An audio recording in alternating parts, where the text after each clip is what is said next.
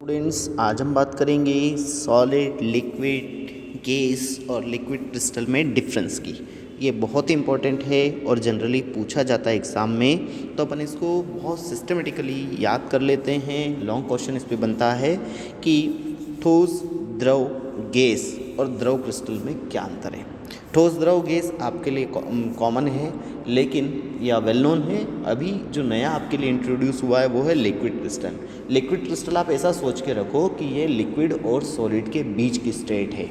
Liquid और solid के बीच की स्टेट है तो इसको अपन लिखेंगे भी ऐसे ही। तो अपन एक कॉलम बना लेते हैं और ये टेबल फॉर्म में अपन इसको सॉल्व करते हैं। एक में प्रॉपर्टी लिख लेते हैं, सॉलिड, लिक्विड, गैस और लिक्विड क्रिस्टल लिख लेते हैं। पहला पॉइंट आता है आपका शेप एंड वॉल्यूम। तो अपन जानते हैं सॉलिड है तो सॉलिड आपके दिमाग में चौक, डस्टर कुछ भी आ सकता है। तो उनका जो शेप है या उसका जो वॉल्यूम है वो क्या होगा, डिफाइनाइट होगा, निश्चित होगा। वाई? बिकॉज उसके जो मॉलिक्यूल्स हैं उनके बीच में स्ट्रॉन्ग अट्रैक्शन फोर्स होता है। अट्रैक्शन फोर्स होने की वजह से उनमें बहुत कम मोशन होता है या वो वहीं रहते हैं, तो उनका वॉल्यूम और उनका साइज़ दोनों फिक्स होता है। लिक्विड में अपन ले लेते हैं, मान लो वाटर है, तो वाटर का जो शेप है वो डिफाइनाइट नहीं है। जिसमें भी अपन लेंगे वेसल में, जिस भी बर्तन में अपन लेंगे उसके जैसा हो जाता है, लेकिन उसका वॉल्यूम तो निश्चित ही रहता है। और इनमें अगर अपन अट्रैक्शन की बात करते हैं तो ठोस से थोड़े से कम होते हैं। बात करते हैं अपन गैस की, तो गैस का न तो शेप निश्चित है न इसका वॉल्यूम निश्चित है। इंडेफाइनाइट शेप एंड इंडेफाइनाइट वॉल्यूम होता है। क्यों होता है? क्योंकि इनके मॉलिक्यूल्स के बीच में बहुत कम अट्रैक्शन होता है। और अगर बहुत कम अट्रैक्शन है तो इनका ना तो कोई रेगुलर शेप होगा, ना कोई इनका वॉल्यूम होगा। जो भी वॉल्यूम में जहाँ इसको रखेंगे उस पूरे को ऑक्यूपाई करने की कोशिश करते हैं। लिक्विड क्रिस्टल में मॉलिक्यूलर मोबिलिटी होती है, आणविक गतिशीलता होती है। बात करते हैं अपन कंप्रेसिबिलिटी की। कंप्रेसिबिलिटी या संपीड्यता, इसे अपन हिंदी में बोलते हैं। तो संपीड्यता क्या होती है? सॉलिड की संपीड़िता बहुत कम होती है क्योंकि इनमें फ्री स्पेस या मुक्त आयतन नहीं होता, और नहीं होता तो ये रिजिड होते हैं और इनकम्प्रेसिबल होते हैं। मतलब ये दृढ़ होंगे और असंपीड्य होंगे।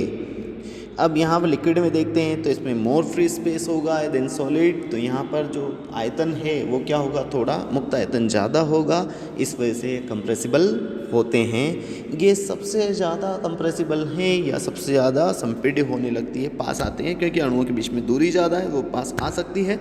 इनको अपन पास लाएंगे तो it converted to liquid also.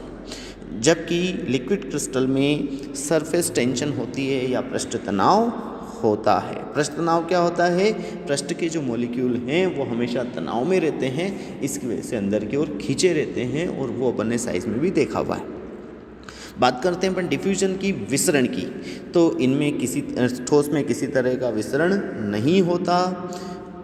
इनमें लिक्विड में थोड़ा विसरण होता है या गैस से कम विसरण होता है।